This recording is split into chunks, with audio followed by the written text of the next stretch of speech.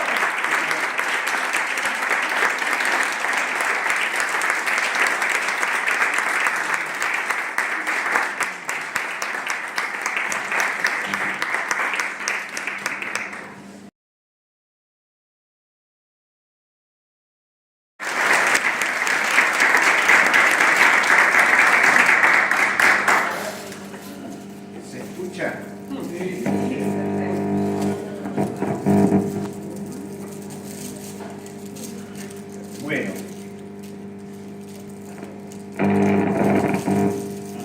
¿Ahora?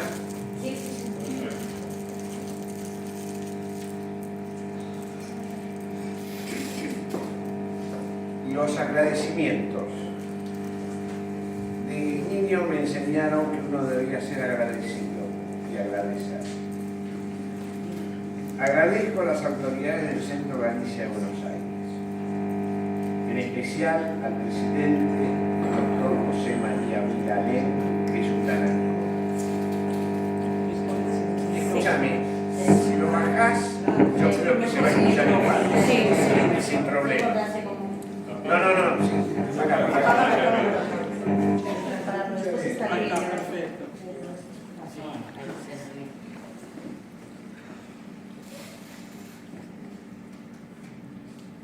He dado conferencias frente a Finisterre, así que puedo hablar ante ustedes. Un especial agradecimiento a Marta Villar Ramiro. Ha trabajado mucho para que se pueda hacer esta presentación. A María Eugenia Pérez Cobas, a Rocío Danuzzi y Emiliano Penelas, que sin ellos yo no podría estar acá también esta noche. Por supuesto, Alberto López, al coro también y a la Escuela de Gaitas. Y reitero a las autoridades todas del Centro Galicia Buenos Aires. Yo, Carlos Tomás Penelas Abad, hijo de don Manuel Penelas Pérez y de doña María Manuela Abad Verdiz, hermano menor de Roberto Marón, Raquel María, Hilda Marta y Fernando Abel, nieto de Pedro, Tomás, María y Adelaida, aldeanos analfabetos, vengo a decirles que escribí un poema, Soliloquio del Deseo. La lírica es la exteriorización de la soledad ontológica del hombre. Eso señaló para siempre Ramón Piñeiro. Reitero, la lírica es la exteriorización de la soledad ontológica del hombre. Y una cita de Octavio Paz: esa empresa insensata de ser poeta. La poesía, la creatividad surge de la experiencia del autor, pero surge fundamentalmente, a mi criterio, de sus raíces. Por supuesto, hay una formación intelectual, cultural, mundos alternativos, simbolismos, lenguaje. Pero la herencia tiene una presencia, una huella en el imaginario creativo, no siempre reconocida de manera explícita en la obra. En mi caso, de más está decirlo, es la galleguidad. ¿Se escucha al fondo? El poeta se manifiesta entre peregrinaciones y regresos, entre la realidad y el ensueño. Asume su mirada para intentar saber, el júbilo del preguntar, del insurrecto. En una historia de la lectura, Alberto Manuel señala que los hombres son seres que leen, leer en el sentido básico, interpretar signos. Lo hace el pescador, el astrónomo, el niño. Leemos gestos, palabras. Se lee para poder ubicarnos en el mundo, para protegernos, para ordenarnos, para sentirnos y sentir al otro. Y también nos dice que para vivir debemos leer la realidad, interpretar la realidad. Chaplin tenía entre sus temas escogidos la miseria, la pobreza, el alcoholismo, el amor imposible. El espectador se conmovía, se identificaba con el personaje principal y se reía a carcajadas. A veces boxeador, otros obrero, pintor, dentista, mesero, eterno vagabundo, afrontaba la crueldad de la vida. Junto a él, desde su interior lúcido y sensible, una despreocupación innata y los sueños de evasión. Y un bastón burgués que le daba aire de dignidad.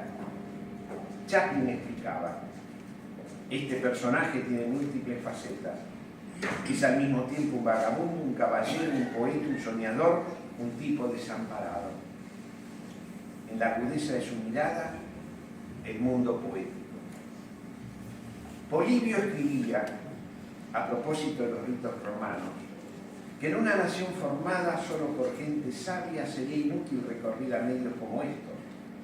Pero como la multitud, por su naturaleza voluble y sometida, tiene pasiones de todo género, deseos irrefrenables, ira violenta, no queda más alternativa que contenernos con aparatos diversos y con temores misteriosos. Por eso creo que los antiguos no introdujeron sin razón en la mitad la fe religiosa, en la multitud, la fe religiosa y la superstición solerarias. Comprendí mi infancia gracias a los autores italianos de posguerra: Moravia, Prasolini, Pasolini, Pavese. Me llenaron los ojos de imágenes y de ideología. Luego vendría Visconti, De Sica, Rossellini, Antonioni. Ellos me llenaron el corazón de pasión y de poesía. El cine y la literatura fueron conformando mi espíritu. Eran seres cercanos a mis sentimientos, a mi entorno, hombres y mujeres que solía ver por las calles de mi ciudad, en los viejos mercados, en las plazas de barrio, en el café del tío Pedro, el tío de Lucas. Por supuesto que ya sabía de Pérez Galdós, de Rosalía de Castro, del Gran Valle Inclán, de Azorín o Emilia Pardos Bazán, de los clásicos del siglo de oro, de grandes escritores latinoamericanos. El poema no argumenta, es la esencia de lo simbólico. Hay un tiempo interior y no todo lector está capacitado para vibrar en él. La experiencia poética es inefable. El poema es entonces un itinerario, conciencia e imagen. Asciende a la trascendencia, a la revelación, lo hondamente personal. Otra vez plenitud, otra vez despliegue. De eso estamos hablando. En todo soliloquio hay facetas múltiples, a veces contradictorias. Uno se muestra mostrándose, compartiéndose, eligiendo el riesgo permanente de buscarse a sí mismo, trascenderse sin diluirse en la abstracción. Hay un ámbito de la inmediatez del hablar y la reflexión necesaria para ser genuino. Ese hablar llegan a un acorde sostenido. Escribo sobre el mar y el desierto, señaló Albert Camus. Son varias las lecturas de ese testimonio.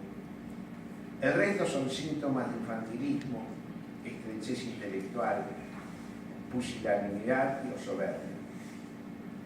Una digresión para aproximarnos a la lectura de una obra de arte. Rocío me reveló el simbolismo de un cuadro de Lawrence Alma Tadema, el pintor holandés neoclásico de la época victoriana. Nos referimos a las rosas de Heliogábalo. Vale la pena volver a él. Las rosas de Heliogábalo, de Alma Tadema. En mi juventud leí con intensidad la llamada Nouvelle Romane, la nueva novela, ¿no? Movimiento iniciado en 1950 por Alain Robert-Gillier, la celosía,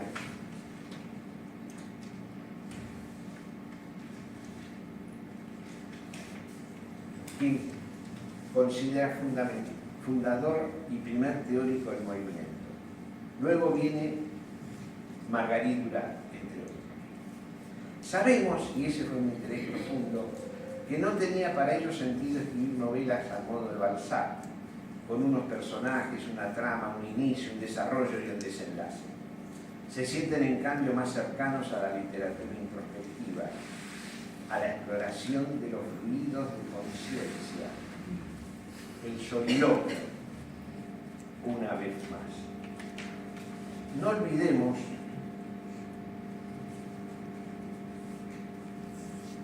lo que habíamos comentado primero de Piñera, esa cosa ontológica.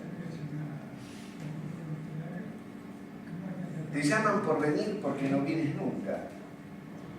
Nos recuerda Ángel González, el gran poeta español de la generación del siglo. Es interesante. Te llaman por venir porque no vienes nunca.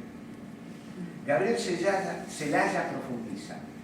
En el poema debe haber barro, con perdón de los poetas poetísimos. La poesía no es un fin en sí. La poesía es un instrumento, entre otros, para transformar el mundo. ¿Y qué me dicen de estas líneas? Cuando al hablar te juegas la vida, todo es silencio. Eso de nuestro buen amigo Manuel Rivas. Todos lo conocemos acá. Estos poemas se originaron durante los últimos 5 años. Estoy hablando de soliloquio del silencio. Una vez más intenté cotejar la realidad observada con el recuerdo de esa realidad. Una vigilia tolstoyana se gestaron en un mundo profano, en un territorio impregnado de populismo y decadencia, entre el desvelo y el soliloquio.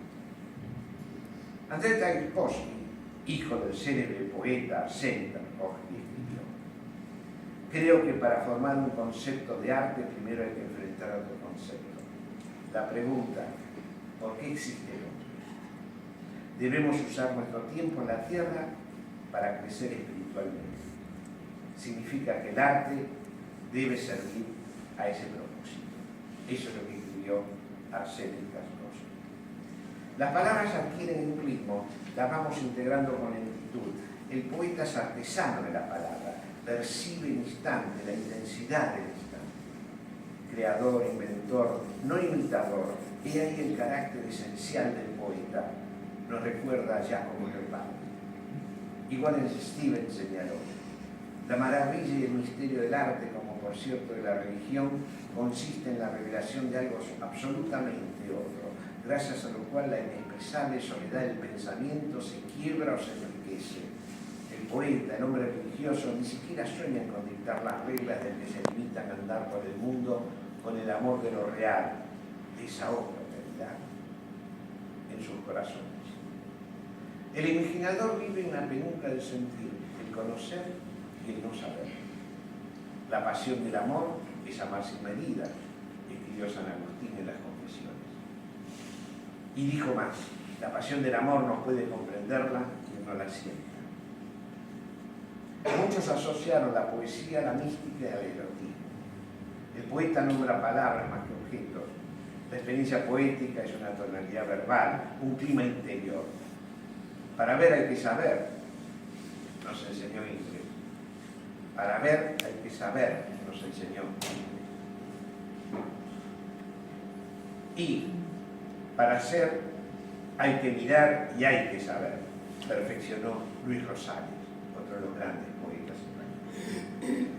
El arte verdadero es una respuesta autónoma al misterio, me dijo una tarde el gran poeta y maestro Luis Franco. El arte verdadero es una respuesta autónoma al misterio. ¿Y qué decir de Héctor Chocchini?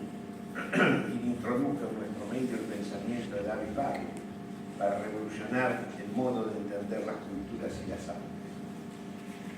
Imprescindible tener presente a Bachelard cuando establece la distinción del estado contemplativo al que llama ensoñación, de la pura racionalidad, pero también la diferencia a aquello que denomina sueño no. El poema no argumenta, es la creencia de los simbólicos. Hay un tiempo interior y no todo lector está capacitado para entrar en él. La experiencia poética es inefable. Heidegger nos aclaró hace tiempo. El poeta, si es poeta, no describe el mero aparecer del cielo y de la tierra. El poeta, si es poeta, no describe el mero aparecer del cielo y de la tierra. Y luego llama a lo extraño aquello como lo que se destina a lo invisible para seguir siendo aquello que es desconocido. Y la voz de nuestra amada y maestra María Zambrano. La poesía es la verdadera historia. El poema aspira a la condición de música. Forma y contenido son inseparables. La melodía es la estructura, allí la emoción. Otra vez plenitud, otra vez soliloquio y desvelo. Para un poeta el problema de la poesía es la belleza, ese camino milagroso en la creación del hombre. El propósito de un poema es enfrentarse a los grandes temas. La poesía castellana lo cristalizó en uno de los poemas que más he admirado desde temprana juventud. Estoy haciendo referencia a Coplas a la muerte de su padre, Jorge Manrique. La lectura de los grandes escritores medievales españoles son herederos de la tradición que fue capaz de engendrar la poesía más hermosa de su tiempo. Me refiero a los romances viejos.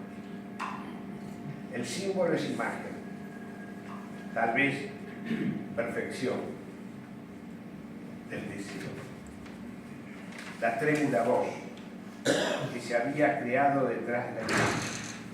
El símbolo de la profundidad sagrada del olímpico, del que dice a modo de confesión. Recordemos para cerrar, la lírica es la exteriorización de la soledad ontológica del hombre. Ramón Piñeiro. Entonces decíamos, el símbolo de la profundidad sagrada del yo lírico, del que dice a modo de confesión, es ensayo del ensueño que acude a la noche profunda. Esto procura ser soliloquio del desvelo. Muchas gracias.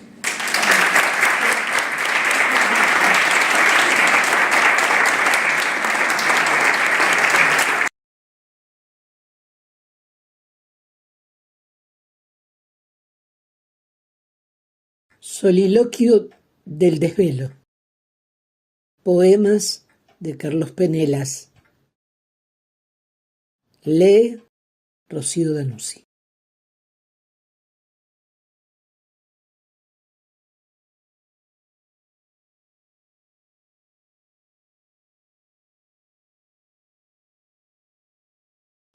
Retrato. Y un lienzo azul bajo la luna. Maurice Maeterlinck. Acuérdate, es tan solo un recuerdo impreciso. Flotaba por encima de la parra en la felicidad de un tiempo lejano. Y el niño y yo éramos uno, en esa luna que ondulaba por encima de las casas. Ese niño tenía 5 años y era feliz en un patio ceñido por voces castellanas y gallegas que llegaban hasta él como la belleza de las aves. Ahora hay un hombre sentado ante una mesa, inclinado sobre unos libros, con una pipa en su mano, y escribe estas líneas ante un niño que soñaba una tarde azul por encima de las casas.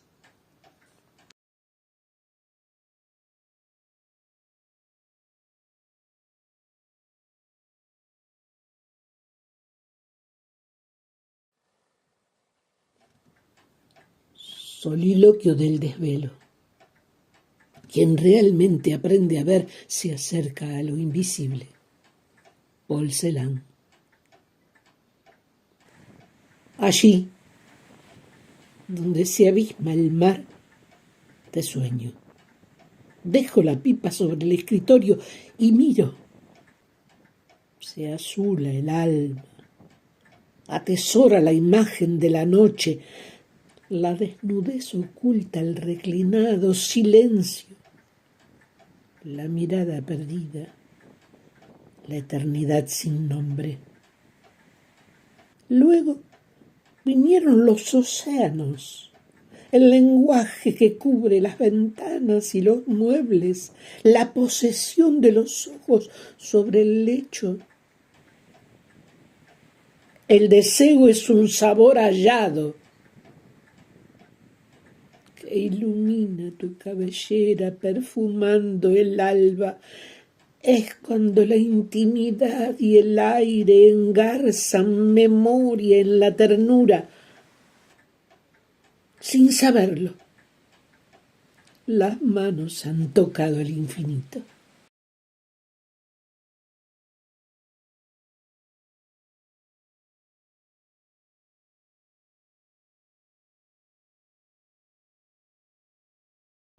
Historias del fuego.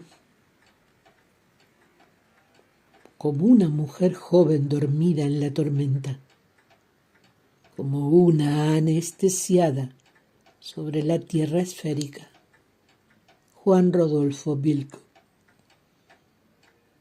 De joven leí que Luciano de Samosata cuenta que Arquímedes incendió en Siracusa los bajeles romanos.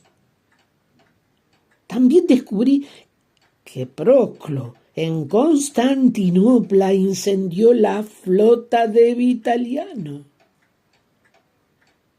De adulto descifré en estas tierras otros ultrajes, otra tiniebla del puñal, caudillos, montoneras, indiadas, incendios de la turba, inciviles, desafiantes y bárbaros.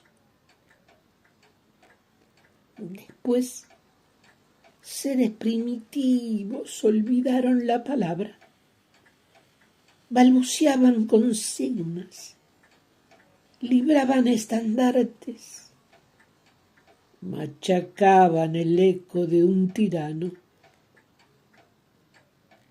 Hoy comprendo que tahúres y hordas conflagraron Buenos Aires. Ladinos han despojado el sueño, el prodigio del candor o la memoria. Son parte de nuestra mitología. Una ironía o burla del cotidiano horror. El fuego ardió en Londres, en Roma, en la biblioteca de Alejandría y en el templo de Artemis. Aquí el fuego es menos noble, menos alegórico, solo agonía, penumbra, ocaso.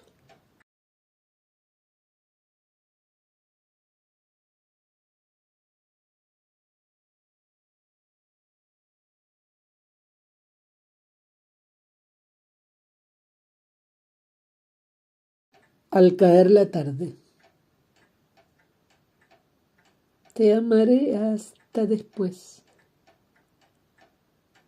Te amaré en el bosque de Sherwood, en la orilla del Báltico, en una callejuela de Taormina. Desde el silencio, desde la voz, desde el tacto desentendido que no llega, en la neblina perdida, en el aliento de la tarde, en la impaciencia, en la desnudez distraída de tus ojos.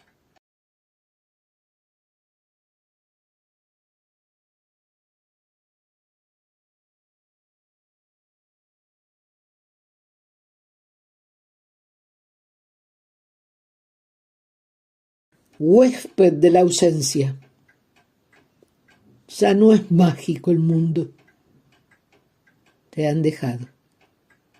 Jorge Luis Borges. Los celtas erigieron templos a lo largo de talismanes y presagios. Supersticiones, hórreos, hadas, caballeros de piedra, imperturbables jabalíes, el yelmo de los libros y de la muerte. Imagino los reinos del exilio, las gaitas, un venturoso día descifrando la tierra, las cruces del cenobio, la bizarra bondad. En la iglesia Santa Eulalia de Spelunca, los números rigen mi memoria. Hay voces de la Santa Compañía. Son símbolos secretos del Padre y de la Madre. Naves, mares y sombras del olvido. Mitología del sueño, de la muerte, de santuarios. La tarde y el azar entregan su albedrío y el hábito disperso de un pastor transterrado.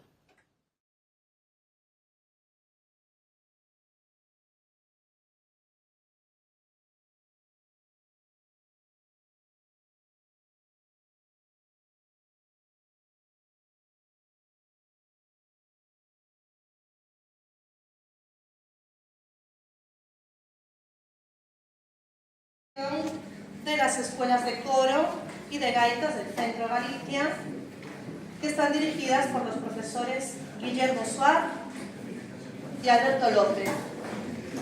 Muchas gracias.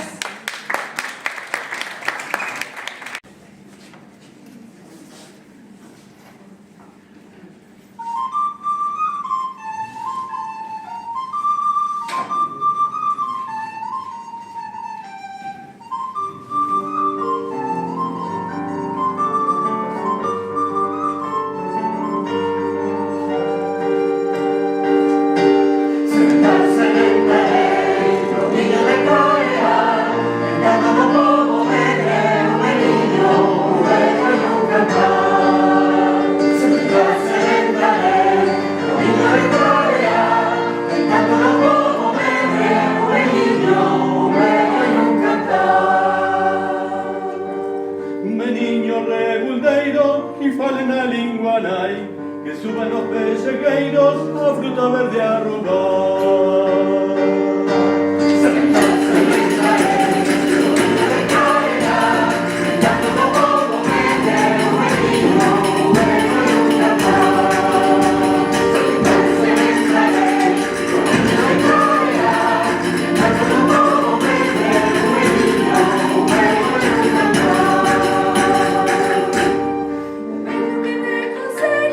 Un rostro de fumegón, con tus velos, no